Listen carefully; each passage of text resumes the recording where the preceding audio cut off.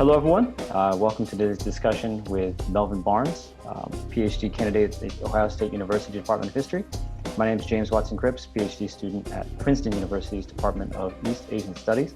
Today's discussion will center mostly on Melvin's research and its relevance to not only Chinese history generally, but also U.S.-China relations today. And today's discussion is brought to you by the Ohio State University Institute for Chinese Studies. Melvin, thank you so much for being with us today. Hey, no problem. Everything good over in Columbus? Yeah, things are they're pretty good over here. The weather's great. Just trying to adjust to this socially distant world that we live in now. But yeah, pretty good. I can't complain.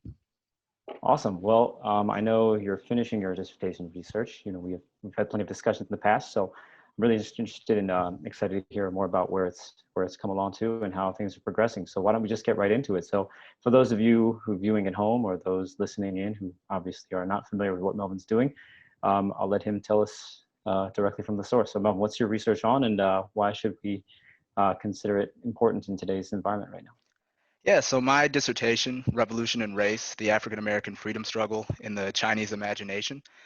Just for the quick elevator pitch, it basically looks at how Chinese people have viewed the African-American freedom struggle from 1920 until about 1989.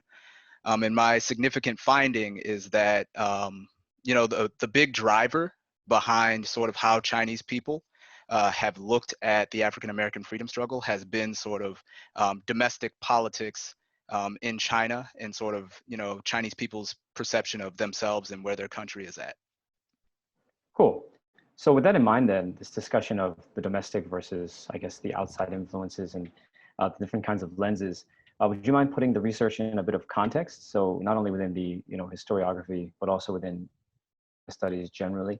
I know your work cuts across a number of different disciplines. So for those interested in, the larger questions of historiography and also how the field is evolving, maybe you can kind of put it in the kind of larger perspective. Yeah, so this is going to take us all the way back to the early 90s. So in 1992, we had the LA riots, and sort of that was one of those moments where you could really see the tension between African American communities and certain Asian American communities in the United States. In particular, in this case, it was the Korean American community. And in the wake of that riot, there were scholars in the United States who sort of wanted to highlight a different aspect of Sino-African American interaction. So they went through and evaluated sort of the historical ties between African Americans and China, African Americans in Japan, and African Americans with Korea and Vietnam. And those initial studies were, done by and large by specialists of African American history. And by the early 2000s, you had specialists in Chinese studies starting to sort of wade into these discussions. But I think there's still been a sort of focus on the narratives of African American leftists. Some people might call them radicals, things of that sort. And I think that the image or the picture that we have painted has been greatly influenced by their sort of analyses. So my sort of historiographical intervention has been to sort of put China at the center of this discussion and see sort of what their outlook was with regards to those interactions. So, in terms of my research, I've, started looking at a lot more Chinese sources and placing those as my primary focus. That's great. So I think that's an interesting point you make about shifting your focus from being American-centric or outside looking into, I guess, the China side, inside looking out. And I was curious if you could talk to us a little bit more, not only about the source material that you just mentioned in Chinese, but also some of the actors and individuals that you profile throughout your, I guess, 60, 70-year time period here. So maybe we can start with those individuals, and then we can move into the source base and the sort of materials that you're using to kind of tease out these storylines. Yeah, so at the center of my dissertation is one particular Chinese individual. His name is Yang Shengmao, and he's a scholar who did most of his teaching at Nankai University. but he's also a U.S. trained scholar. So he attended college or parts of his university education in California uh, before returning to China in 1946, I believe. Um, and so he's the sort of person that I've built most of this story around. One reason why he's important is because Nankai University was one of the first universities in the People's Republic of China to establish an American Studies Institute. And a lot of what they did in the 1960s and then into the 1970s really picks up in the late 1970s, was they took part in the production of books on the African American information, developing information on the African American freedom struggle. So he's at the center of my narrative. But in terms of other Chinese sources that I use a lot of newspaper articles, magazine articles. The first chapter of my dissertation focuses on a lot of sort of magazine articles from between 1920 and 1945. And so beyond the focus on those articles, I also do still take a look at the writings of African American leftist or Black radicals, because I think that it offers an opportunity to sort of look at the places where their ideas line up with what's being written in China, and the places where you can see that there's a very clear disconnect. And in terms of the people that I've featured Robert F. Williams and Victoria Garvin. These are two people who have sort of been looked at in the past, but my hopes are to sort of place them in a sort of deeper into the Chinese context, and looking at sort of where their ideas converged and then diverged with Chinese thinking at the time. Interesting. Would you mind giving us all a little bit of more background information on Robert F. Williams and Victoria Garvin and what they were advocating and how their journeys brought them to China? Yeah, so I'll start with Robert F. Williams. Williams was born in Monroe, Monroe, North Carolina. And he was actually politically active very early on. In the 1950s, he became the head of Monroe's NAACP chapter. And what unfortunately happened to him was he got caught up in what ultimately became a kidnapping case. There was a Caucasian couple who was passing through the Black community at a time when there was essentially sort of a lot of unrest going on. And these people, according to Williams's account, he brought these people into his home and sort of protected them from the African Americans who were outside that were calling to harm these people. And eventually, he was able to help them sort of get out of that community. But after sort of helping them get out, he was sort of charged with kidnapping.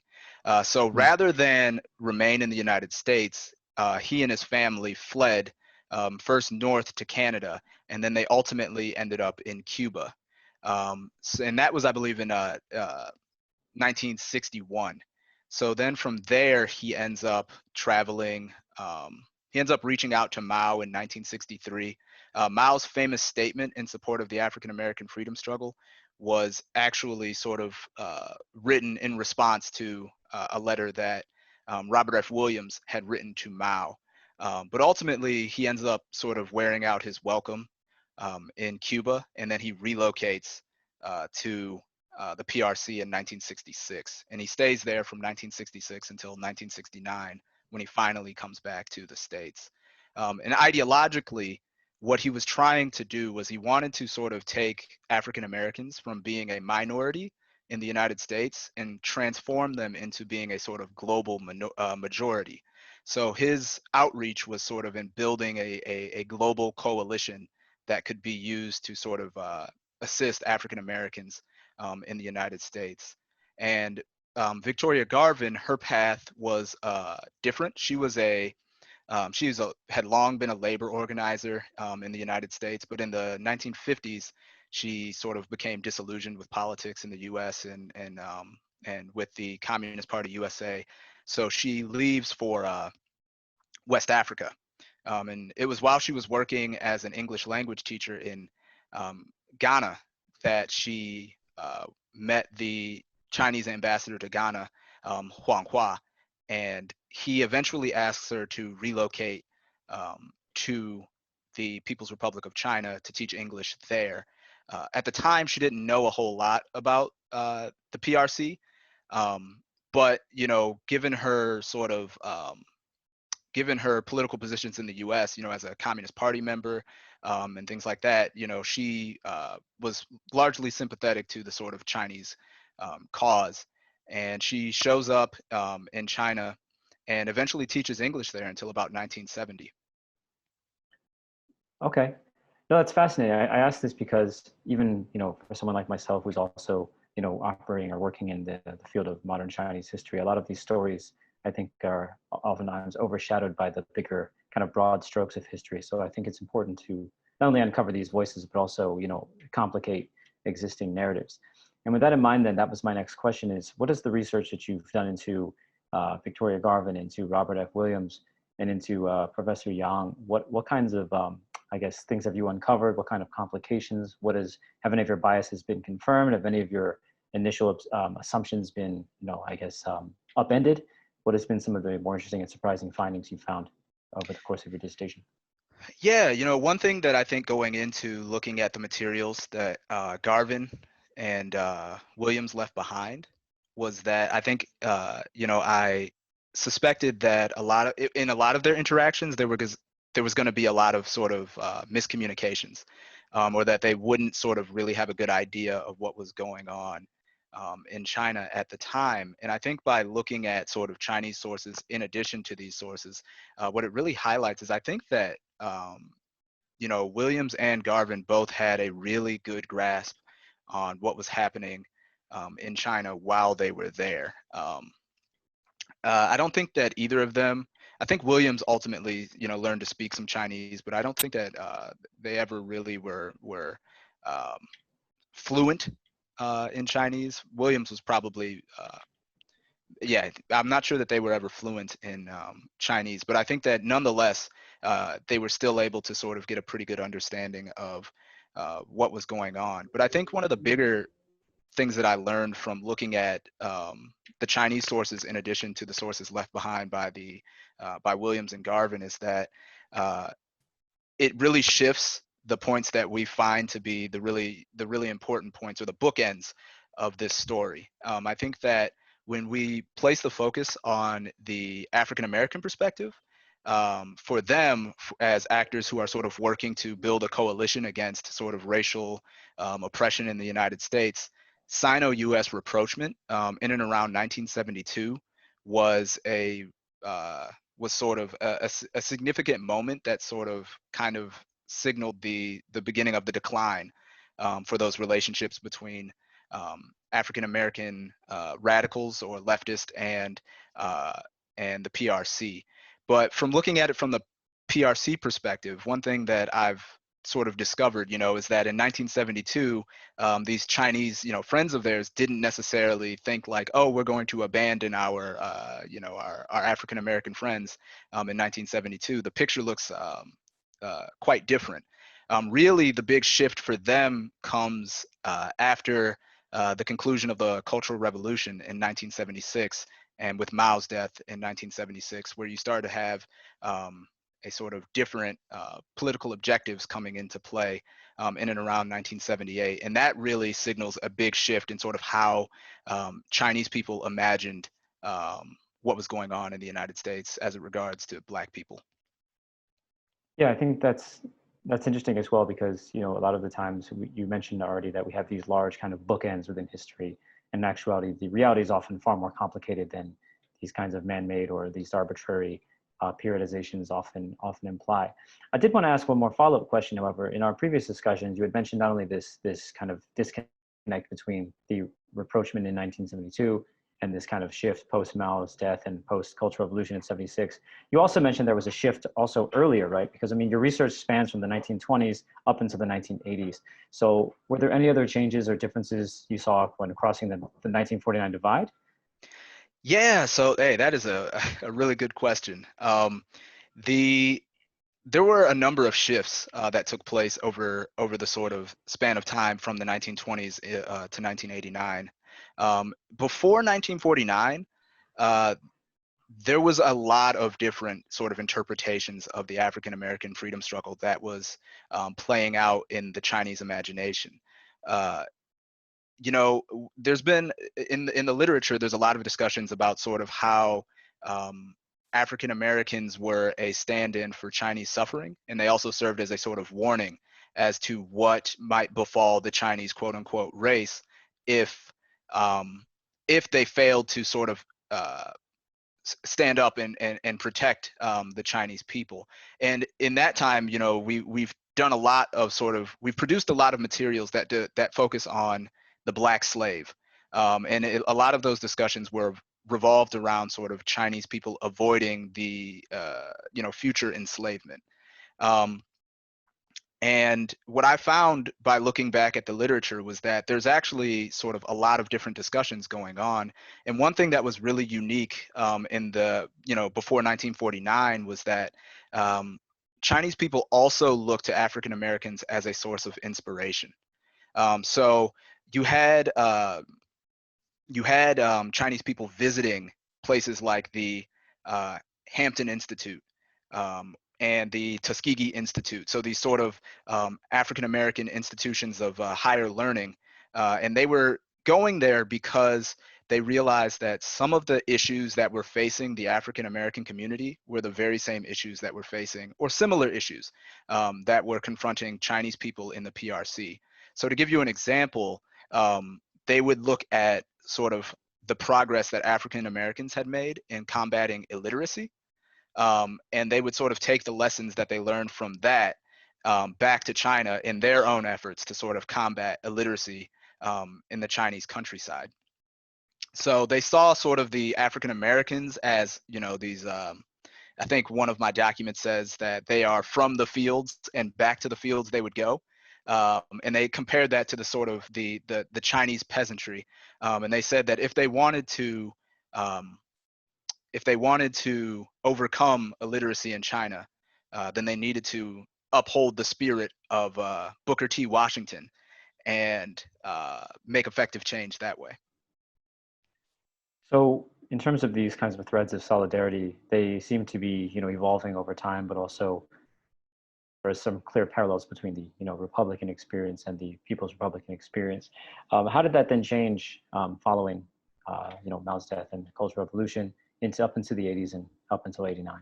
So I'm going to actually go back a little bit before I get to that. And after 1949, the Chinese people, at least in the way that they saw themselves, had sort of stood up. They had moved beyond some of those um, I guess, without a better way of putting it, quote unquote, the lowly position that they had been in before. And in doing so, that changed the mindset and it moved them away from being able to look at African Americans sort of as sources of inspiration. Instead, as the sort of commentary changed in the PRC period, African Americans became sort of symbolic of the excesses of capitalism in the United States. So in the 1950s, African Americans are viewed almost exclusively as victims of racial or economic oppression. So those discussions about the sort of the achievements of African Americans and those sorts of things, those kind of melt away in the 1950s. And you don't see those sorts of discussions come back around until maybe the 1960s, but that depends on how you frame it. Because in the 1960s, African Americans become synonymous, especially in the late 1960s, they become synonymous with revolution in the United States. And this is also sort of an image that is promoted and cultivated by the small number of African Americans that are living in the PRC at the time. So here I'm specifically referencing Victoria Garvin and Robert F. Williams. So as sort of things start to pick up in the US in terms of sort of the long hot summers of the 1960s, and then you eventually have the emergence of the Black Power movement, they are sort of contextualizing these events for the Chinese people, but they're also presenting them as sort of markers of revolution in the United States. So what this ultimately does is it starts to confirm the sort of lessons of the Chinese Revolution, because they're saying you see this revolution developing in the United States, and then they're also making the case that these African Americans in the United States are grasping sort of Mao Zedong thought or picking up the lessons that of the Chinese Revolution. So by the 1960s, this starts to produce the sense that yes, these African Americans are learning from China and developing a more revolutionary consciousness. But after 1976, the Chinese people had just endured, roughly a decade of the Cultural Revolution. So the sort of discussions of revolution, revolutionary violence, those things are not the discussions that a lot of Chinese people or citizens are excited to have after the Cultural Revolution. So as Deng Xiaoping comes to power, and the emphasis shifts to stability, and economic prosperity, you have a corresponding sort of reevaluation of the African American freedom struggle. And this leads to interesting reevaluations of certain figures in the movement. So what kind of figures get reevaluated? So I remember prior to our conversations, we had discussed, of course, figures such as Martin Luther King, for instance, being as prominent as he was in the United States. You had mentioned in another conversation that he had been relatively overlooked up until that time. Is that the case? Yeah, so Martin Luther King in the Chinese media of the 1960s, initially it's what you see. The allusions to him are relatively positive in and around 1963. But by the time you get to 1968, Martin Luther King has been almost completely transformed into a villain in Chinese media. He's referred to as a stooge, but he's often painted as a sort of part of the U.S. government's plans to undermine the civil rights, the movement or the revolution that's taking place in the United States. And he's often sort of compared to Robert F. Williams, because Williams's political platform by the late 1950s, he had been calling for African Americans to arm themselves and to use violence when necessary. And really, one thing that's important for me to state is that nonviolence in the African American freedom struggle it was a sort of political weapon or a political tactic.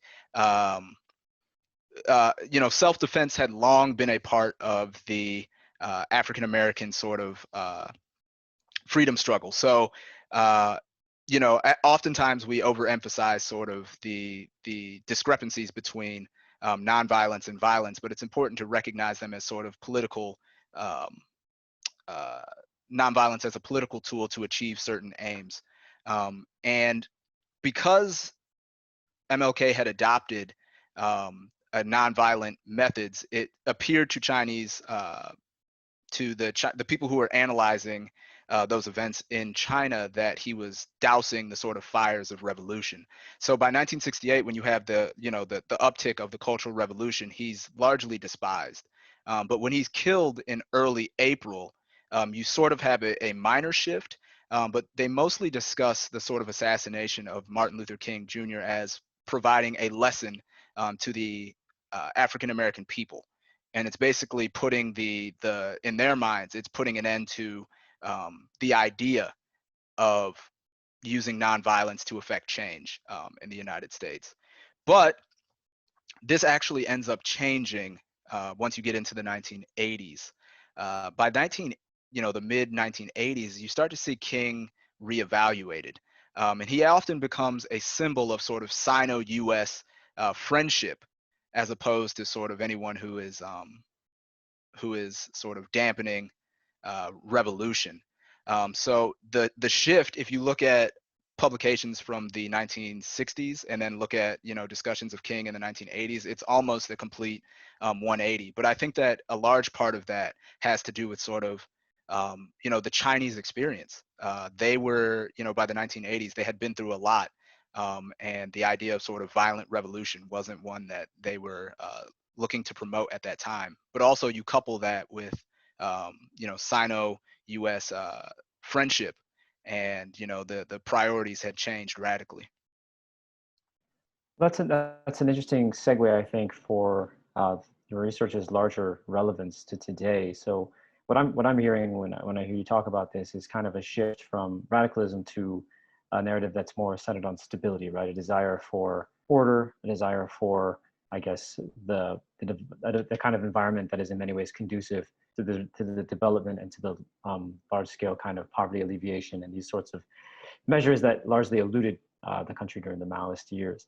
And I was curious then, with that kind of notion of stability in mind and this kind of conflict between radicalism and state power and outside influences and internal influences. And I was wondering if you could speak then a bit more about how you see this shift, not only within the experience of, black political actors and, for instance, Chinese scholars at home, but also, I guess, the general public at large, and how you see these sorts of things dovetailing or perhaps diverging from sort of the events that are going on now.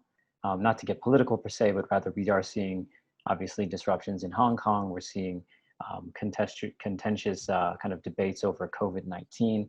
And of course, here in the United States, we're seeing the Black Lives Matter movement finding widespread support throughout the country, leading to, again, protests and the occasional riots. So I was curious as to your understanding of these movements in the context of China, and how your research can also inform our understanding of them in the larger kind of context of Sino-US relations. Yeah, so I think that the big lesson that I've taken away from my research is that we have a need, not only in the United States, but also in China, to probe more deeply into some of the social and political questions that are dogging each country at this time. I think that you hit the nail on the head with the discussions of sort of, this shift in the Chinese psyche to really emphasizing maintaining, or the political shift to maintaining stability. And that has obviously created some tension points. You bring up Hong Kong and sort of the need to sort of maintain stability, not only in the rest of China proper, but also in Hong Kong, and that's led to certain tensions. But one thing that's really interesting in terms of what's going on right now is the sort of domestic tensions are interacting with the sort of international tensions in very interesting ways, right? So you have what's going on in Hong Kong, and you have throughout China a lot of these calls for sort of public order and things like that, but that's also clashing with sort of the image of what they see in the US. And it's really interesting in that China has this long history of interacting and supporting sort of what have been deemed by many in the US radical sort of Black movements. But they also have this tension in China where they are stressing stability. And that's created a really interesting and in many ways unfortunate tension in terms of their analyses of what's going on in the US. So you have these places where sort of, I think in a lot of people's minds, they really want to support things like the Black Lives Matter movement, but they're also, they also have a tendency to maybe sometimes view these movements as being simply unruly and as chaotic and as symbolic of the sort of loss of control. And there's oftentimes a sort of reflexive reaction to sort of get behind the police or the state.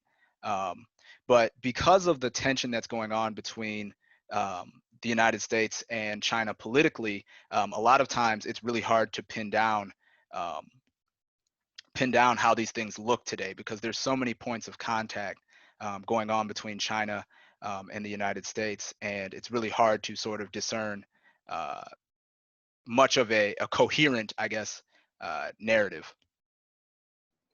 Well, taking a step back then with that in mind, and this idea of fractiousness and kind of multiple points of contact. I'd be curious, especially in the context of your research, how much race itself as a discourse has played not only, I guess, within, or excuse me, not only within the exchanges that were going on, within the time period that you're looking at, but also today. So for instance, within that period from 1920 to 1989, that kind of frames your research, you had mentioned that, there was this search for solidarity. Was that based around race and this kind of, I guess, almost, you mentioned this kind of status as oppressed minorities, or was it more class-based? And then with that in mind, how much do you see today? I know your background is as a historian of China, so I'm not going to put you too much on the spot here, but in your readings or your viewings of China's interactions, for instance, with the Black Lives Matter movement, how much do you see race as actually coloring the kind of discourse that's going on? Yeah, so this has been a big question in terms of the study of sort of Chinese interactions in the 1960s. One of the big questions is what explains the rise and decline of race in the PRC during the 1960s and into the 1970s. And one thing that I learned from my research is that the way that I sort of paint it is more so that it was not necessarily an adoption um, of the language of race, but it was more so what I call a co-opting of the language of race.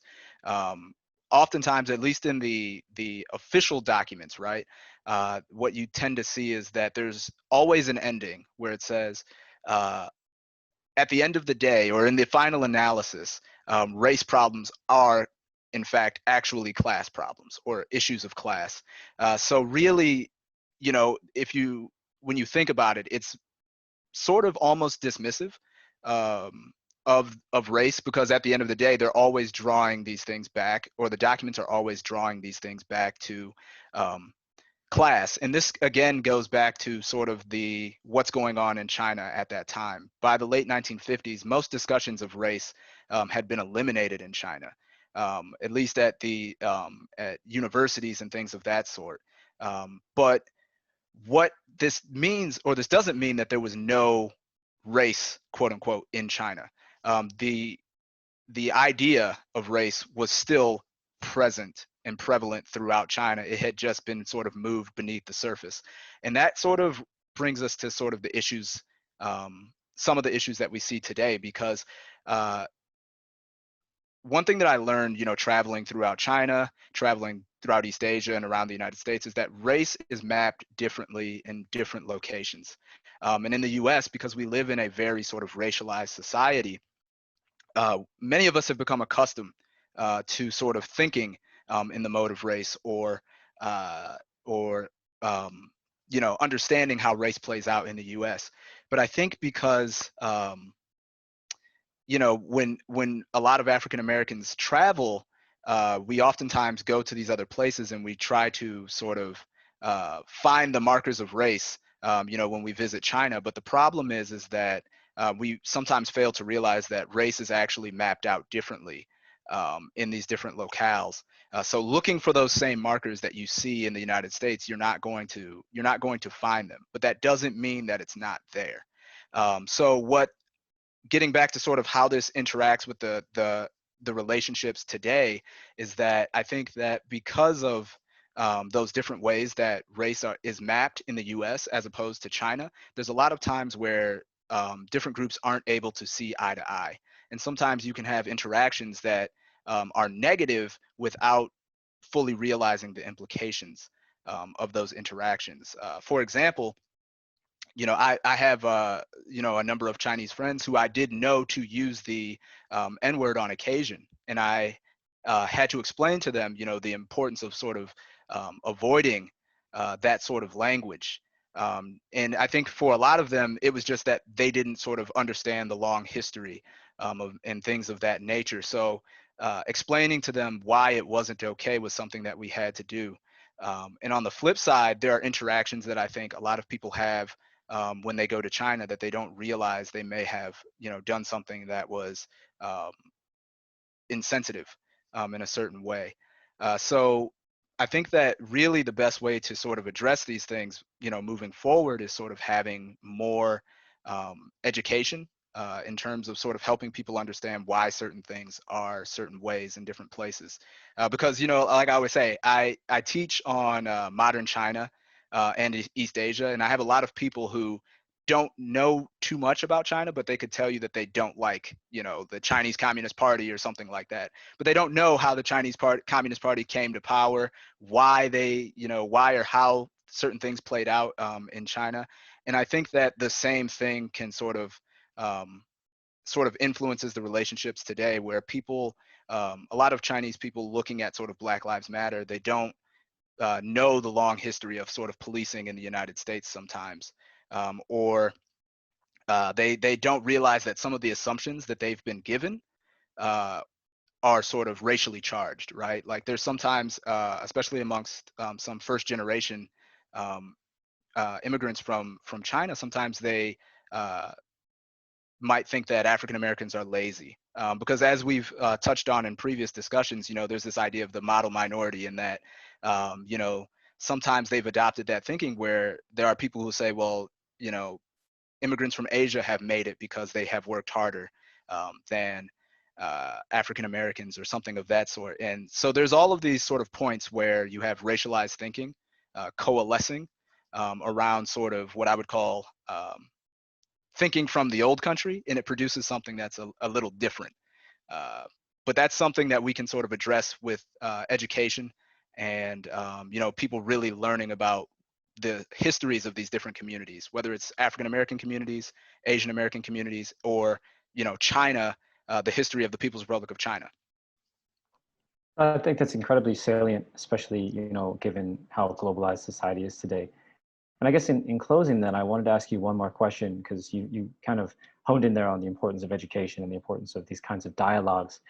Given the interdisciplinarity of your research, right, you kind of span not only Chinese history, but also, American history, also political science, and I would say argue some intellectual history as well. I mean, these people were indeed radical thinkers with big ideas that they felt could change the world. Looking ahead, not only to your own research, but other people who are potentially also interested in this kind of intersection between the American studies or the kind of U.S. history experience, Chinese history experience, where would you see future research going, or where would you recommend someone who's potentially interested in this field to kind of then take your research further? Yeah, I think that, when you're working on projects like these, you realize how much may actually be out there. And I think that opening up this discussion and thinking beyond sort of just the radical Black experience, and thinking about sort of uh, the broad scope of the civil rights movement, the African American freedom struggle, I think that there's a lot left to be analyzed there. Moving away from sort of some of uh, the sort of Cold War uh, narratives that we've had. So I think that the more time or the more research that we can do actually in China and getting at sort of Chinese interpretations of events in the US, I think that that's where the greatest benefit sort of in the future is going to be made. It's really interesting because, like I said, we're used to it, especially myself, I'm used to thinking about race in the US context. And it's sometimes really informative and very refreshing to read an outsider's perspective, even if it's 1925. And sometimes you think like, oh well, I didn't really even think about it that way. But I think that the more that we can do in terms of sort of getting at the Chinese perspective, finding those Chinese sources, the more that this sort of field is going to grow. Great. Well, thank you so much. And thank you to everyone listening at home. Again, I've had the pleasure of speaking with Melvin Barnes, PhD candidate at The Ohio State University Department of History. Melvin, you're hopefully defending soon, yeah? Hopefully, I don't want to jinx anything, but we're hopefully a month or two out. We'll see what ends up happening. All right. Well, fingers crossed. The research sounds fantastic. I look forward to reading not only the dissertation, but the book in the future. And is there anything else you'd like to say? Maybe share some resources, or for those interested potentially in this subject, is there anywhere you might want to point them towards? Oh, I guess we could leave some reading, right? Yeah. The reading list. I think if you're interested in this subject, you could definitely start with Tosh Frazier's "The East is Black" out of, I think, Duke University Press. You also have Frank Decoter's, or Decoter. I'm not sure exactly how to Dakota, I pronounce believe. his Yeah. last name, but "The Discourse of Race in Modern China." And you can also locate the articles written by Keisha Brown. She has wonderful articles on the subject. And obviously, you can reach out to me at OSU. My email is on the history department site, and I can share some of the readings that I have. Great. Well, thanks so much. Again, today's discussion has been brought to you by the Ohio State University Institute of Chinese Studies. James Watson-Krips, and hope to see you all again soon.